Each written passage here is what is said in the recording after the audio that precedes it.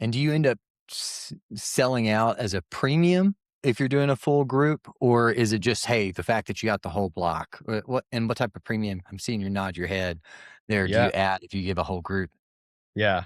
Yeah, we see a significant premium in group bookings. Yeah, I mean, versus a bunch of individuals renting out each room? yeah, You'll yeah, give them a it's the gap is not it's not too large. Like, if you wanted to just go book all the cabins online, it'd be slightly less. But the benefit is there is a premium. I mean, it varies. I mean, it can be 1 to 1 on like a holiday weekend, but it can go up to 1.5 or 2, depending on if it's a wedding or something like that, which is massive. But then you look at the predictability of it too. It's a non-refundable deposit. They're booking 6 to 12 months out, so you have some predictability in your revenue coming in. And are you guys doing your own management, or are you having a third party manager that's going after group bookings and those kind of Yep. things? We do the management. So my partner Isaac heads up all of our like operations or design, all of that. And he has teams, so we have VAs and we have third parties that we work with. Whether that's cleaners or maintenance, our maintenance team and guest experience team and all of that. Yeah. So we've gotten pitched a little bit from our management company that they would go out and target groups. It seems like the targeting, from your experience, would really be uh, Facebook meta ads, maybe the website kind of speaking towards groups, um, Absolutely. Yeah. maybe talking to some of the wedding host or people around. Is there any other strategies that you would utilize if you were just going after groups to bring those in? Yeah. How many rooms do you guys have? 22. 22. So you guys can what, hold 44? Is your occupancy 44?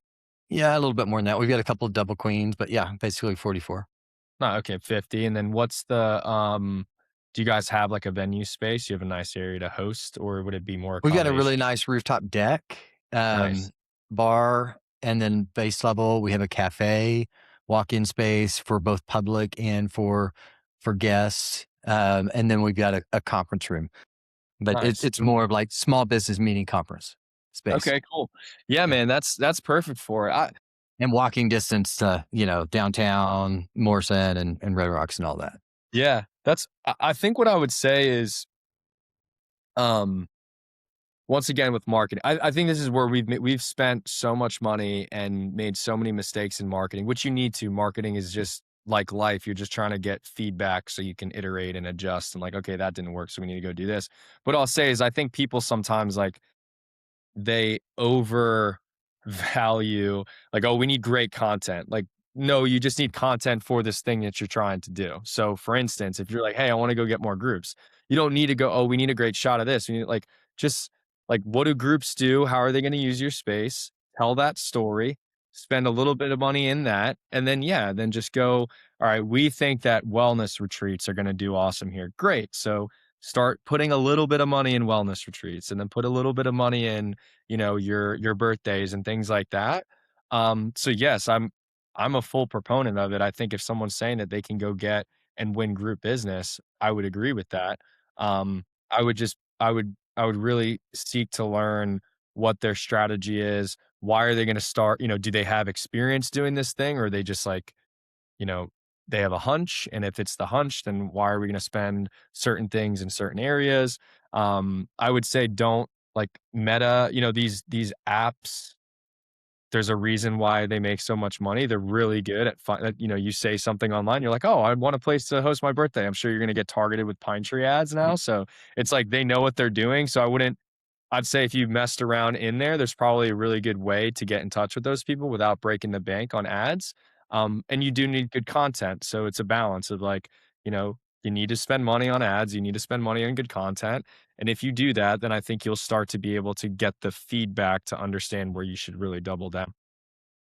What's your take on PR, especially in these early launches? Did you guys go after travel magazines, or publishings at all in the PR pre-launch, or did you just keep it all social and organic? I think it goes back to what is your budget and kind of what is the goal? What's the size of the property, budget, what's the goal here?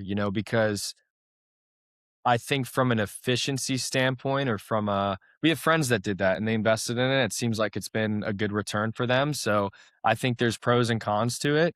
Um, I'm very much of, maybe that's the sales background in me, but I'm like, um, I'd rather focus on areas that have just a higher probability of winning. And that's why I think you're not typically like the people you travel with are likely not on those magazines or outlets as much as they're on social media. Like there's probably just like a fair bet that that's the case. So therefore, I'd rather spend another couple grand on ads than a PR outlet because the ads are going to get you people that have more propensity to buy versus someone that like, oh, I saw you there and I want to go stay. Now those will be better guests, but I don't think that's what the goal is. So I think in the early days, if you're being lean on budget, I'd probably focus on that, like good uh, tailored content to your property and the things that make you unique and showcase the things that you're the best at.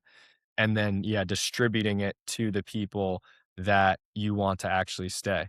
And I think that's the best, highest ROI on, marketing dollars in the beginning. And then you want to get into the events, the curation, the programming, the influencer strategy, all of that. And then of course, PR once you start seeing the benefits from that strategy.